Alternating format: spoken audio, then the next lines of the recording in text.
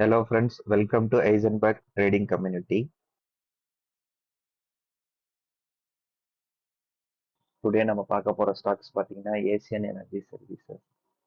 இந்த ஸ்டாக் பார்த்தீங்கன்னா 2022ல ஒரு ஹைக்கு அப்புறம் நல்ல ஒரு ஃபால், நல்ல டவுன் ட்ரெண்ட்ல கிட்ட 168லேருந்து 57 ருபீஸ் கிட்ட போயிடுச்சு. திருப்பி அங்கிருந்து பார்த்தீங்கன்னா 1 இயர்ல நல்ல ஒரு அப் ட்ரெண்ட்ல ஒரு ஹை பார்த்தீங்கன்னா 320 கிட்ட போச்சு. அங்கிருந்து ஒரு கன்சாலிடேஷன் ஆகி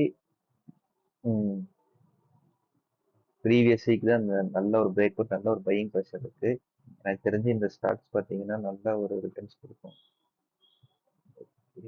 short term short term target பார்த்தீங்கன்னா இந்த ஸ்டாக்குக்கு 550 540 டு 550 ரேஞ்சு. எனக்கு தெரிஞ்சு சீக்கிரமாகவே இந்த ஸ்டாக்ஸ் நல்ல மூவ்மெண்ட் கொடுக்கும்ன்றது தோணுது. ஆக்சுவலாக 550னா பர்சன்டேஜ் 40% கிட்ட நீங்கள் மினிமம் 5 டு 10% ரீச் ஆயிடுச்சுன்னா ப்ராஃபிட் புக் பண்ணிடுங்க. அக்ரெசிவாக என்ன ஆகுதுன்னா வெயிட் பண்ணி ப்ராஃபிட் புக் பண்ணிடுங்க. நெக்ஸ்ட் பார்த்தீங்கன்னா மெட்டல் ஃபின்சோ ஸ்டாக் பார்த்தீங்கன்னா ஒரு large cap stock.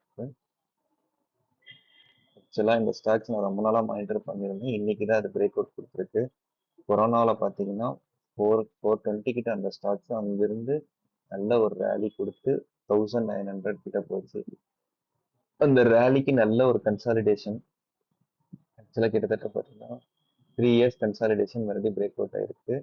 First target பார்த்தீங்கன்னா 1920. அதை பிரேக் பண்ணிடுச்சுன்னா நெக்ஸ்ட் பார்த்தீங்கன்னா 2200 கிட்ட போகும். இது நல்ல ஸ்டாக்ஸ், இது நல்லா மானிட்டர் பண்ணுங்க. ஆக்சுவலாக டேல பாருங்க, டேல நல்ல ஒரு பிரேக் அவுட் கொடுத்துருக்கு.